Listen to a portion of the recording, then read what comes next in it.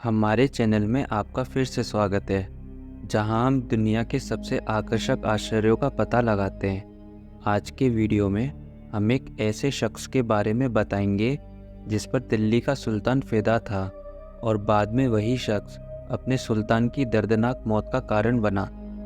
13वीं सदी के आखिरी दशकों में दिल्ली की गद्दी पर अलाउद्दीन खिलजी का कब्जा हुआ करता था। ऐसा कहा जाता है कि उसके ससुर जलालुद्दीन खिलजी भी यह चाहते थे कि अगला सुल्तान अलाउद्दीन बने, लेकिन अलाउद्दीन को सुल्तान बनने की इतनी जल्दबाजी थी कि प्रयागराज में उसने अपने ससुर जलालुद्दीन खिलजी को मरवा दिया। जलालुद्दीन के मारे जाने के बाद अलाउद्दीन 1296 में दिल्ली की गद्दी पर काबिज हो चुका था। दिल्ली की गद्दी संभालते ही उसे मंगोल आक्रमण का सामना करना पड़ा। इन सब घटनाओं के बीच एक ऐसे शख्स की एंट्री होती है जिसको इतिहास में मलिक काफूर के नाम से जाना जाता है।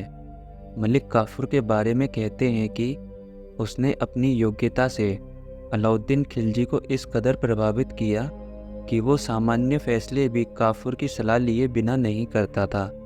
उसने सुल्तान की विस्तारवादी नीति को आगे बढ़ाते हुए दक्षिण भारत की तरफ रुख किया और उसके मकसद को पूरा करने में 100% कामयाब रहा।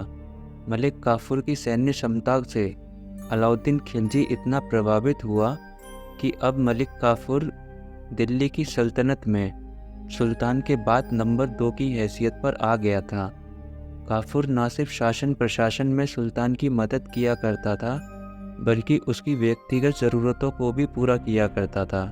उस समय संपूर्ण भारतवर्ष में चित्तौड़ की रानी पद्मावती की खूबसूरती की खूब चर्चाएं थीं। रानी पद्मावती की खूबसूरती की बातें जब अलाउद्दीन खिलजी तक पहुंची तो काफूर ने चित्तौड़ पर हमला करने की सलाह दी। उसकी सलाह के बाद चित्तौड़ की घेराबंदी की गई। हालांकि खिलजी के हाथ पद्मावती नहीं लगी। इससे अलाउद्दीन खिलजी नाराज़ और हताश हो गया।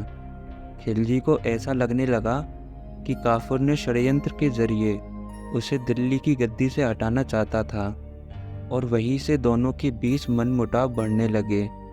कुछ इतिहासकार कहते हैं कि काफूर की महत्वाकांक्षा इस हद तक बढ़ गई थी कि वो अलाउद्दीन खिलजी को गद्दी से हटाने के बारे में सोचने लगा था और अपनी महत्वाकांक्षाओं को ज़मीन पर उतारने के लिए अलाउद्दीन को जहर देने लगा।